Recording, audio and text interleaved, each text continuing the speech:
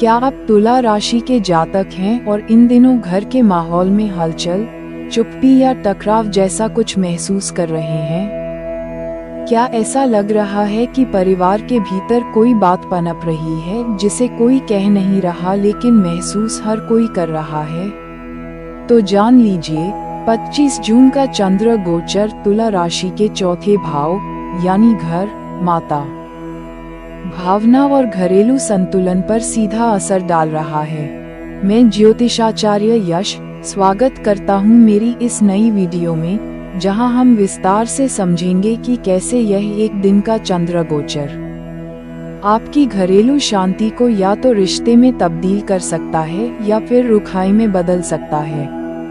और यदि आप जानना चाहते हैं कि आपकी जन्म कुंडली में चंद्रमा किस नक्षत्र में और किन भावों पर असर डाल रहा है, तो स्क्रीन पर दिए गए नंबर पर मात्र 500 रुपए में संपर्क करें। तुला राशि भावनाओं को संतुलन में रखने वाली राशि है, लेकिन जब चंद्रमा भावनात्मक उथल पुथल के केंद्र में आता है, तो संतुलन की जगह संशय, असुरक्षा और रिश्तों की थकावट आ सकती है।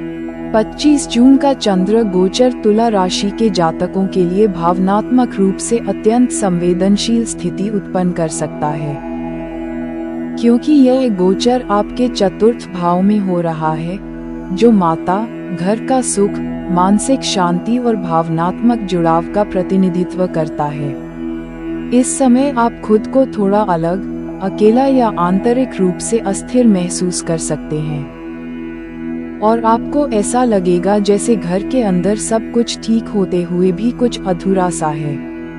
परिवार के किसी सदस्य के साथ विचारों में टकराव हो सकता है, खासतौर पर माता या जीवन साथी के साथ। वहीं जिनका विवाह नहीं हुआ है, उनके लिए ये गोचर किसी पुराने रिश्ते की याद, किसी पूर्व प्रेमी की वापसी या किसी भावनात्मक उलझन को दोबारा जगा सकता है।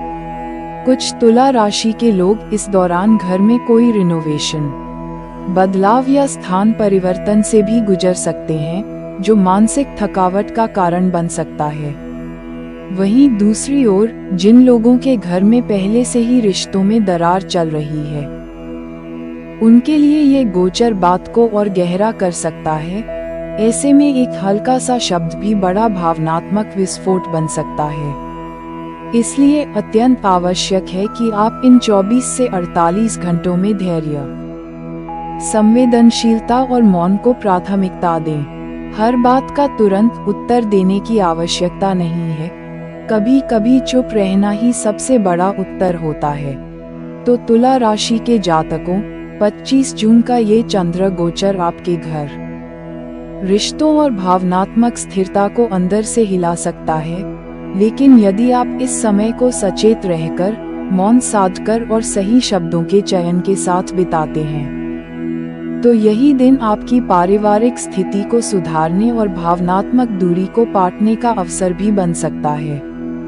याद रखें, चंद्रमा जब चौथे भाव में आता है तो वह पुराने घावों को छूता है, लेकिन ये घाव भरने का काम भी करता है अगर आप अपने अहम को एक तरफ रखकर रिश्तों को समझने का प्रयास करें। उपाय के तौर पर, सुबह जल्दी उठकर ओम सोमाय नमः मंत्र का 108 बार जाप करें और एक शांत जगह पर बैठकर 15 मिनट श्वास पर ध्यान केंद्रित करें। ये चंद्रमा की चंचलता को शांत करेगा। घर के मंदिर में सफेद फूल अर्पित करें, माता के चरण छुएं या यदि संभव हो तो घर में चांदी का छोटा सा बर्तन पूर्व दिशा में रखें। साथ ही किसी भी पारिवारिक चर्चा में आरोप प्रत्यारोप से बचें। इस समय आपकी एक विनम्र बात रिश्तों को जोड़ सकती है, जबकि एक कठोर प्रतिक्रिया बहुत कुछ तोड़ सकती है।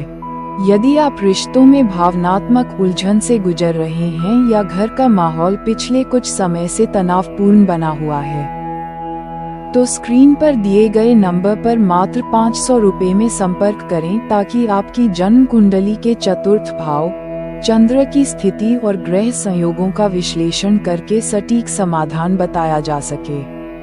मैं ज्योतिषाचार्य यश फिर मिलूंगा एक और विश्लेषणात्मक और भावनात्मक रूप से गहन ज्योतिषीय विषय के साथ। तब तक घर को मंदिर बनाएं, रिश्तों को शब्द नहीं संवेदना से संभालें और हर हर महादेव।